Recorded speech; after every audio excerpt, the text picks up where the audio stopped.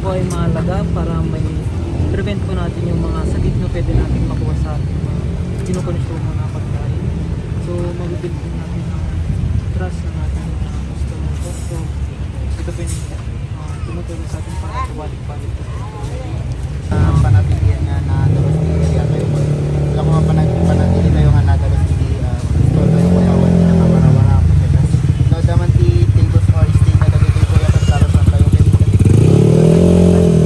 nang kayo po. Tas no daman ti ilaw, dust, punasan tayo nga dagdagos po. Yakini, agusar tayo iti, nadalos nga danon tapti panagluto niya. Types iti food contamination, biological agitoy dagitoy. Pas lang kuma-flies, agiti nilaw, tas agitlog dagdag tapos chemical agiti pesticides agiti kumakas lang pag anti-repellent lamok tapos physical kas lang kumaiti buok, kuko, daga. So kuya, dito yung mga personal hygiene or of course, pinaka-importante kuya is maghugas ng kamay with soap and clean water.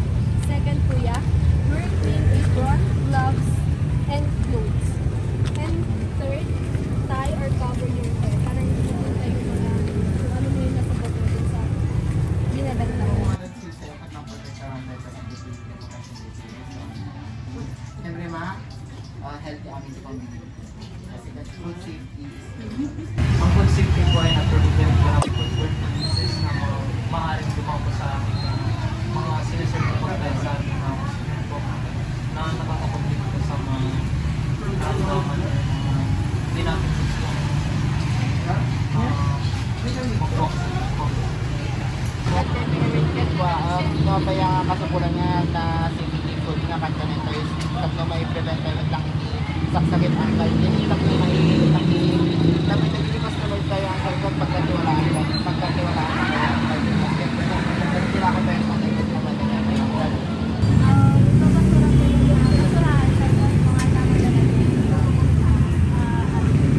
tapos keep food away from rice.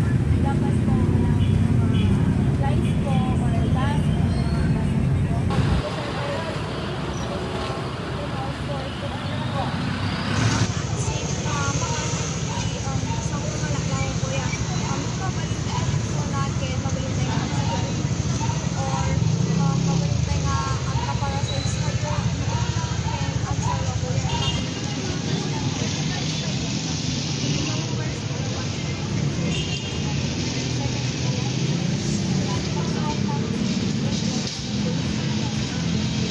Tie or cover your hair po para hindi naman po may malalaglag na bukog po doon sa tali. Tapos next po is nail short and food para po wala po bacteria na mapupunta po sa mga food na ginagawa po natin.